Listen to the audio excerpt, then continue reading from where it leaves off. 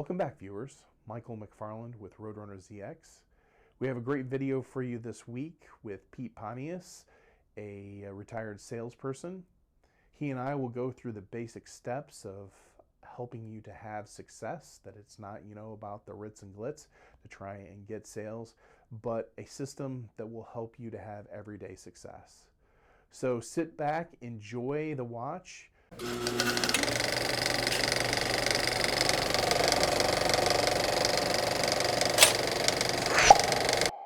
Before we get started today, I have a couple things I'd like to ask for your help with. The very first one is if you'd like our Facebook page, so that we can get the latest updates. The second thing, because we are a video channel, is if you would like our YouTube page, so that way you can see the latest videos as they come out. It's not about the clicks, it's about the local voices that we get to provide, and yours. So if you have any comments or anything you'd like us to know about, please provide those in our comment sections. So once again, thank you for being a part of RoadrunnerZX. Welcome back to RoadrunnerZX. We have a great new interview starting the new year. This one is going to be on sales because it seems to be one of the biggest subjects that people struggle with in business.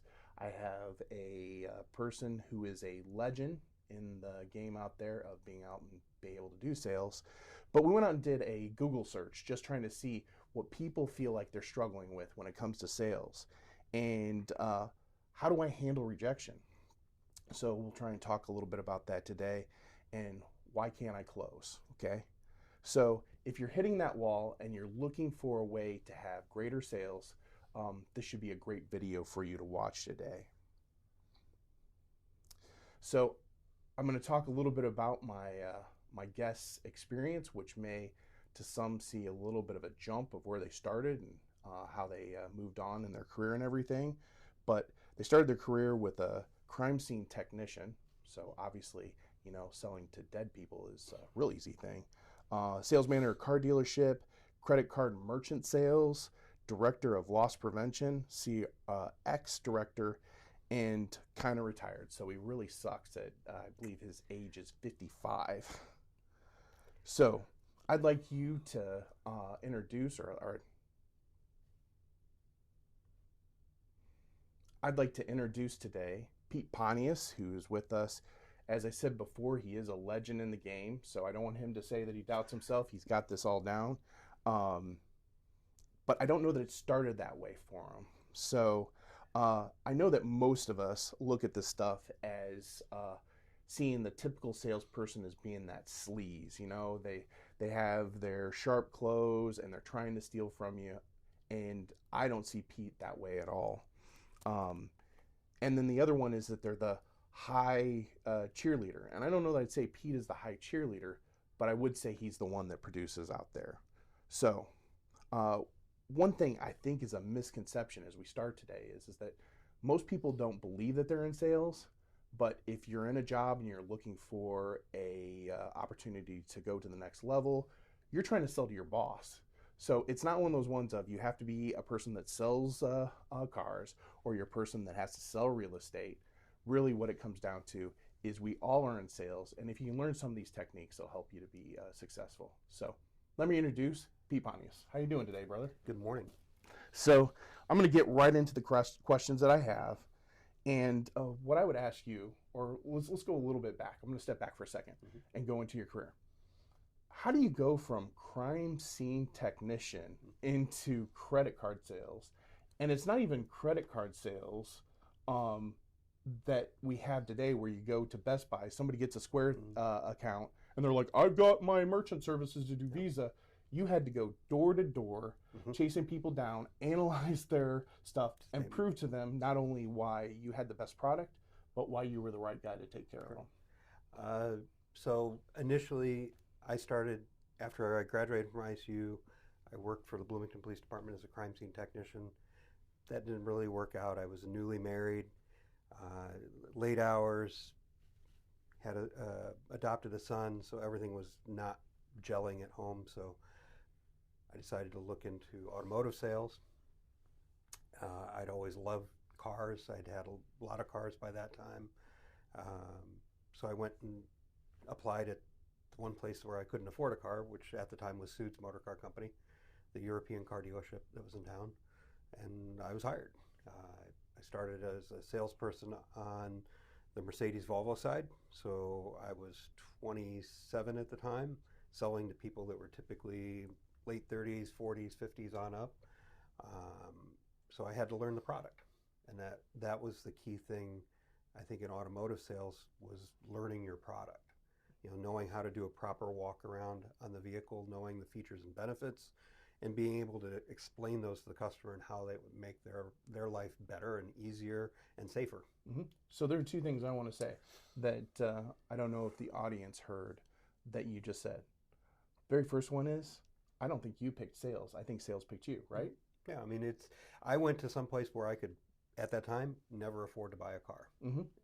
But because I enjoyed cars, I was like, I'm going to sell cars I can't really afford right now. Mm-hmm. That way I could drive them and enjoy them and learn about them. And then my second thing that I hear in there is, you went to a product that you didn't know, mm-hmm. and you went and tried to make yourself an expert, so right. that you were an expert to the person you're trying to sell to. Exactly. Which I don't think a lot of people think. Oh, I'm just going to present a product, no. and they're gonna take it from me. No, you need to know your product. You need to know your product inside and out, and be able to answer questions, because now, I mean, that was 1997. That was almost 30 years ago when I started selling cars, and now that the internet has come so far in the last 30 years that now typically customers walk into a dealership knowing more about vehicles than some of the salespeople, because the salespeople aren't keeping up with all the information that's available out there to them. Mm-hmm. So my question I have for you is, those that know Dr. Sood, mm-hmm. Not necessarily the easiest of bosses, had high expectations for what he was expecting for you. Extremely. The next thing I would say is generally you don't go from being a poor sales guy and then they're like, oh, let's make you sales manager, right? Yeah. So what at that point did you go from being kind of that introductory average salesperson to all of a sudden you're like, hey, I'm a top performer, that then led to that promotion? Yeah, it took time. It was not, overnight type of thing. I advanced after working on the Volvo Mercedes side. I moved over to selling on the Volkswagen Audi side, and that put me in line with a younger crowd. So I was able to sell more cars because I was able to better understand what people my age were looking for in a vehicle. And then they saw what potential I had. I started to work more in the F&I office. I took over the Can I help people that are not in the that do this every day? F&I, finance and insurance, but I don't even think they call it that anymore, because they're not selling a lot of. He was the guy that you walk into after you found the car you want, and he's the one that made sure that you could walk out the door with it. So he did all the finance stuff. Yeah. So we did a lot of leasing, a lot of finance calculations as well. And then I also managed the used cars as well. So I went to the auction to buy cars. When you actually physically went to the auction instead of sitting in your office clicking your mouse, I actually went to the auction up in Bolingbrook and bought cars up there and for selling them on the used car side. Okay. So I've been there in the sales game, and I really could tell the audience I don't consider myself to be a great salesperson. But one of the terrifying things out there is, am I being too pushy? There's a point where you can be too pushy, but there's also a point where you need to be persistent. Pushy and persistent are two different things. Persistent, they know you want to sell them a car. Pushy, you're hounding them. You're in this day and age. You're utilizing text messages and email and phone calls and so forth. Sometimes you got to take a step back and put them. Even back then, I had people in my computer. I used very old IBM PC type at the time, but I could track. When I talked to them and I made notes about our conversation. I had a list of what type of used vehicles somebody might be looking for in case that came in the door. I knew who I would call first. So keeping track of what people are looking for and what they want, that also helps you earn sales as well. You know, being timely with your follow-ups, because some people might not be ready to buy this week, but hey, if they say, I'm going to buy within 6 months, okay, check back with them in a month, check back with them in 2 months. Follow up in the schedule that they want you to, and that way you're kind of staying within their guidelines, but you're not losing a sale. I think that's the key right there, is what you said. So it is truly about the on their timeline. Mm-hmm. I'm going to reverse that here in just a second when I say it, but I always listen to the keys of, okay, when is it that you want to hear from me again? Mm-hmm. And if they say, hey, I don't want to hear from you for a year, right, I may check back in like 6 months or something like that, kind of halfway in between. Because they won't remember what they said. Yeah, and but I'm not going to check back with them if it's Monday, Friday. Right. And then I'm not going to be the next time I walk in, are you ready to go? Yeah. It's going to be like, hey, how close are we to where you were at? So I think there's that finesse that's in there. Well, you also want to ask, you know, if it's in a situation where a car dealership where they might be an existing customer, they might come in for service on their current vehicle. Okay. Sometimes you want to check back with the service department, see, hey, what's going on with this customer, what's going on with their vehicle in particular, and maybe use that as an entry into a repeat sale. Mm-hmm. That way, you know, hey, their car was in, you know, it might be a timing belt or something like that, which is a pretty large, expensive type of repair. Okay, Mr. Customer, hey, I saw your car was in for service for a timing belt. You know, we could take a look at taking that on trade and putting you in a new car. We did a lot of leases as well. Sometimes leases were good for the customers in the case where they're a low mileage type of driver and they want to get a new car every 2-3 years kind of thing, staying within warranty. But that also put them on a nice schedule where you knew when their lease was up.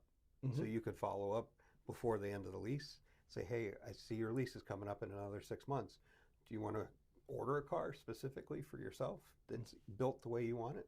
Or do you want to wait a little longer? Mm-hmm. So there's ways to kind of pull those people in, and you're not being annoying. You're just trying to help them out so they get the exact car that they want. Well, and then they don't make something that now becomes a problem for them. Correct. But once again, I'll step back a little bit because I think you said something that was really key in the process. When you were the sales guy out there selling the car to the person, were you back wrenching on the cars to make sure that timing belt was done? No. I let the service department be the service department. I was the sales guy. But if I could interpret sometimes what the service department had to say and make it easier for my client to understand what they wanted to do to the car, that helped as well. So my question on there would be, did you have an adversarial role with the service department? No. Service department, you never, as a car salesperson, you want the service department to be your best friend. Exactly. You want to make sure you're taking donuts back there on a regular basis. You're buying them pizza occasionally, like on a Saturday when the technicians are working. You know, whatever you can do to make that technician your best friend, that's the way to do it. I remember one time I went to Jamaica for a vacation, and when I came back, I knew there was a couple technicians that were coffee drinkers, and I brought them back a pound of Blue Mountain coffee. That was good for like 2-3 months. Uh-huh. Well, and so one thing I want to make clear, especially to the viewers out there, as you're watching this, you can watch different videos. Maybe we'll have some of that today. But it's these one things. This is what will make you successful definitively in sales. And they say off these phrases, but there are a lot of little nuances of things that are out there in those sayings that make you successful. So what I would say is that comes into, it's not what you know, it's who you know. Mm-hmm. So we started with the place of your growth as a salesperson. We have the what do you know? You need to know your product. Right. But then the next one is, if you don't know a lot of people, you're going to struggle as a salesperson. You're going to struggle. And you need to, as a salesperson on the sales floor in a used car dealership of any type, you need to be available. You need to meet people.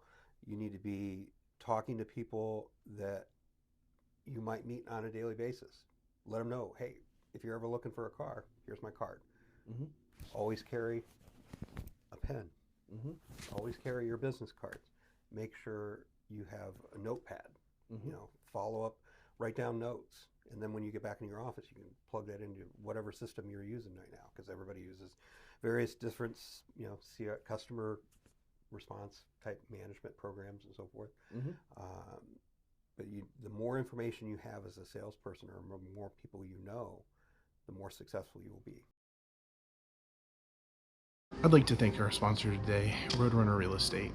They are a full-service real estate company that helps people buy, sell, and lease their properties. So if you're out in the market looking for any type of real estate, they have decades of experience, and they can help you with any of your real estate needs. So thank you for watching, and please help our sponsor. In the age of technology, that the all-knowing apps, and I have this, and I've had so many salespeople that have laid out to me, oh, I have this, and it's connected to this, and it's connected to this, and then the person can go pick what calendar thing, and I'm like, oh, great, how successful are you? And they're like, I'm not.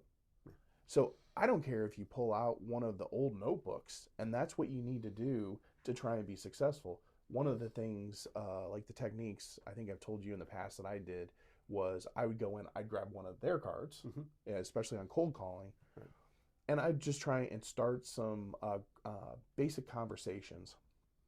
But one of the things that would happen a lot is they'd have their dog that was in there. And so I would write down the dog's name when I left, put it on the card, put it into my slip, and then leave. Come back 90 days, 6 months later, be like, hey, you probably don't remember me. I wouldn't expect you to. And of course, they're like, who are you? Another salesperson. What salesperson are you? But I'd be like, Ralphie, how you doing, Ralphie? Oh. And as soon as I did that, it was like you could see them light up and be like, oh, I can't believe my dog. Which the dog is one of the most important things in their life and everything. So once again, when you make it feel like it's about them, then it turns into less about that sales sleazy of, if I can take this from you, down to that place for them to be successful. It becomes I want to be a service to you. I want to help you. I know you personally. Those kind of things where, like you said, remember the dog's name, remember the kid's name, remembering people that are in there making notes about, if you're doing cold calling type sales like I did in merchant services, just remembering when certain people are in the office. That was always key. You didn't want to just show up on a hope that they might be there. Try and figure out, don't consider this sleazy, but try and figure out what kind of vehicle they drive. That way, if you pull up and that vehicle's not there, it's probably not worth your going in. But if you knew, hey, George drives a brown LeSabre, it's there. Okay, good time to stop in and see if George is available. Or to go to a restaurant at noon to ask for their services. Never, yeah. Merchant services, you never wanted to go to restaurants generally in breakfast time, lunchtime, dinner time. You wanted to go in between, typically late morning, middle of the afternoon kind of thing. Follow up with the restaurant owners. But that's another thing. Picking kind of when the best time to see somebody. You don't want to go to medical offices in the very early morning, right as they open up. That's when they get all the phone calls, people setting appointments and so forth. The other thing I always tried to make sure I did correctly was dressing appropriately. Showing up looking like you're professional. Wearing the right clothing, wearing nice pair of dress shoes, dress slacks. Sometimes I'd wear a tie, sometimes I wouldn't, just depended upon the environment and so forth.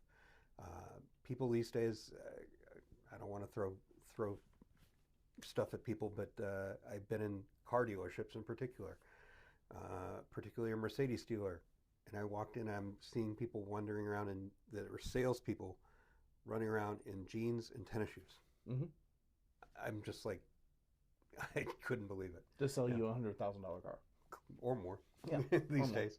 And it was just like, I can't believe what sales has kind of spiraled down to. It's like, I'd be willing to bet if somebody showed up as a salesperson in a nice suit, well dressed, they do very well compared to the ones that are dressed like they're going to college. That's a whole other subject, which could take another That'd be a whole segment. Yeah. How to dress for success. So before we jump on to the next segment, I'm going to say this. We'll use cars again because it's really easy for people to understand. You knew the tire kickers. And for me, when I started into real estate, it's it was an easy concept, a little hard at the beginning to understand, and now I understand it really well. So I met with somebody that did 60 to $100 million a year in just sales. And I was like, I'd love to do that. Yeah. And I was like, so what are the keys to real estate to being successful? He said, there are only two things. He said, motivated seller, motivated buyer. If you don't have those, walk. Yeah. And I was like, but how do you do the touch bases and what do you do? And he's like, doesn't matter, walk. Yeah. And so I think that's the other thing that sometimes when salespeople or people are just so hungry, they chase that one deal thinking it's going to come together, but it doesn't. How did you get to understand of who was the tire kicker versus the person that was a legitimate salesperson? Legitimate buyer, yeah. A lot of times you had qualifying questions. What's your time frame? What are you going to be trading in? What's your budget? How long do you normally keep cars? Things like that. Asking qualifying questions and understanding their answer and using those answers to determine, is this person really looking for a car? Or does he just want to joyride in a nice new car? Mm-hmm. And then slowing the process down. Them, if they walk in, I want to test drive this right now. I'm like, well, hold on, we have a certain way we do things here. Let's step into my office and we get some information from you and ask them those questions. But also, hopefully, one of those types of cars is on the sales floor so you can do a walk around with them and show them the features and benefits. And by then you're trying to, you're kind of figuring out, are these people just here to drive a car or do they want to learn about the next vehicle they want to buy? Because you can only do so much on the internet.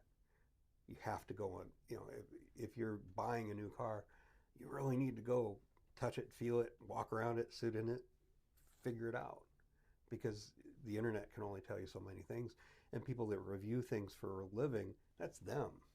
That's their body sitting in the car and how they like to do things and so forth. That might not necessarily be the same way you or I do it.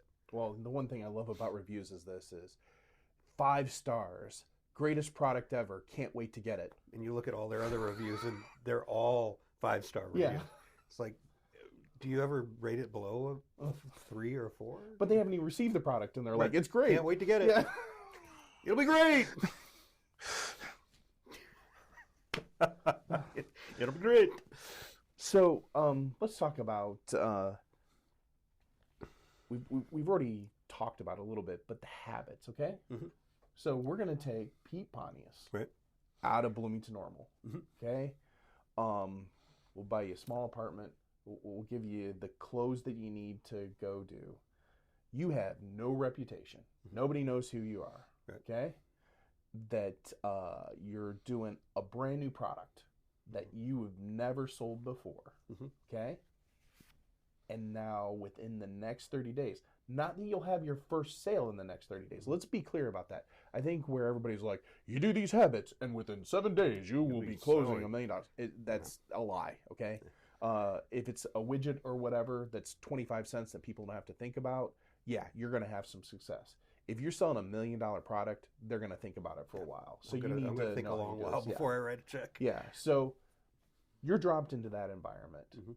What do you start from day 1 to day 30 that says, I've had success? Because if you're counting on, hey, I've closed my very first thing, it's probably going to be pretty disappointing. And I'm guessing the people, if you're watching here today, that's where they start to get the habits of, oh, I did 30 days. Like, I did the right stuff every single day. I mean, we have that right now. It's January, new year, new me. I'm going to go out there and I'm going to exercise. And then they stopped the 31st. And it's like, no, it's going to take a little bit longer. But what are those habits you set up? Some of the habits of a new salesperson with a new product would be definitely learning the product first. And we're not saying people, we're saying you. Right. You're laid into that environment. So you walk in there. Yeah. Learn the product. Learn your competitors. Who else sells that product? Maybe go visit them. See how they handle themselves. Because you're a new person in town. Nobody knows you. You might be interested in that product too. But I'd go visit the other competitors and see how they approach it, how they sell it. Find the local Chamber of Commerce. Get involved with the Chamber of Commerce and learn who all's in that membership, so forth. see if there's any, depending upon the product, some of those members might be buyers for that particular product. Networking groups are great, particularly if you're new in an area. You get to meet people, get to learn about their businesses, and you can refer them business as they refer business for you. And it leads to the thing of it's not what you know, it's who you know. That. Mm-hmm. Okay. Yeah, because there's still people that I work with today that I was in business networking group 30 years ago.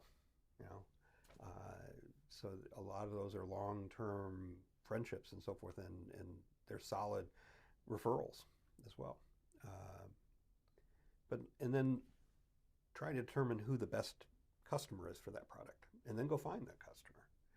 Because depending upon the product, it may be a very broad topic or a broad customer base, or it might be a very small, narrow one.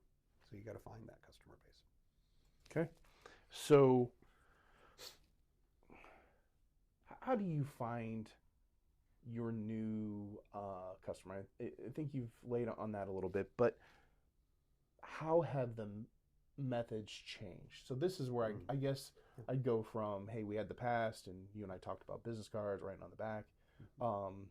Is that still valid today, or is it, as we talked about, we have the apps, and we have our notes that we can keep in there, and it's synced up with our stuff, and we have the CRMs, and it's almost like with everything, it's so overwhelming out there. Right. But from your standpoint, how have things evolved in the sales realm, and even for you? I mean, with all the CRMs and so forth available, it's a lot of information. But at a salesperson level, you don't need it. You don't need all that. You need your business cards. You need a pen. You need a notepad to keep track of things when you're out in the field and so forth. I mean, never had those kind of things when I was out in the field. I relied on, plugging in my notes when I got back to my office and so forth. Let's be clear here. So I just want to ask a question. Is that your business cards, or is that their business cards? Both. Oh, okay. Yeah, gotta have. I mean, if you're following up on somebody, you got to know who you're following up with. And I kept track if I remember it, I kept track in my calendar kind of thing, and made calendar events and so forth to follow up with people. And I admit I still do it today. I work with several local non-for-profits that I do a lot of looking for sponsorships and so forth, and I keep notes in my calendar in Google to follow up. Hey, here's my note. I left him a message. I followed up with him on this date. I talked about this thing. I sent him this email. But just having that information in there to refresh your memory when you get into the next week, and you're like, okay, what am I going to do? You should always have things to do as a salesperson. You should always be looking at your calendar going, what do I need to follow up on? What's the priority? And if you always need to have, I always like to have one day a week where all I did was stay in my office, and all I did was make phone calls and follow-ups and work on proposals.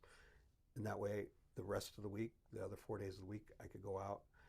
When I was doing merchant services, I lived here in Bloomington, as I have for a long time, but I covered Champaign and Decatur and Springfield and Peoria, Rockford, Rock Island, or Quad Cities area and so forth. So I usually tried to spend one day in each of those markets a week. Some of them rotated week to week, but and I would set on Mondays when I would normally do my in-office days, I would schedule appointments for the rest of the week. So when I was in Decatur, I had people to go see that knew I was coming, and then I would kind of work cold calling around those people and so forth. So if I knew I was going to be in a particular area, I'd hit as many people around that as I could, and then move on to the next area. So kind of schedule your days, if possible, schedule them appropriately so you're not bouncing all over town. You're going to one area of town, you're working that area, and then you're moving to the next area in the afternoon. That way you're not spending a lot of time in a car. Windshield time, unless you're making a lot of phone calls, which I might have been dialing my cell phone as I drove down the road. Please don't send me to jail for that, but make windshield time your work time as well. Oh, I get in my car, and if I'm not hitting that call button to call somebody, I think about every time if I'm doing a follow-up with you, if you don't hear like the shh in the background of me driving, it's because there's a problem. But usually For me, I need my Bluetooth. I need to be able to make my calls, and almost to the place of when I have no calls to make, and I'm driving down the road and I'm like hearing songs, I start getting the shakes. I'm like, what's going on? What's going on? I should be calling somebody. There's somebody I need to call. Why is the radio on? I don't. Not making enough phone calls. But your windshield time is your work time. You know, yeah, there'll be times where you're going to call your friends and so forth, call your family as well. But really, you know, if you've got an hour drive to Decatur or something like that from Bloomington, you know, that's a straight road. You can make a lot of phone calls, a lot of follow-up, and that way you're keeping yourself top of mind with either those existing customers or the potential new customers. Mm-hmm. Well, viewers, that was a great first half with Pete Pontius and the sales process. We look forward to seeing you next week and the second half of the video with Pete Pontius. If you get a chance and you haven't done so already, please subscribe to our channel so you get the latest updates. And we look forward to seeing you again next week.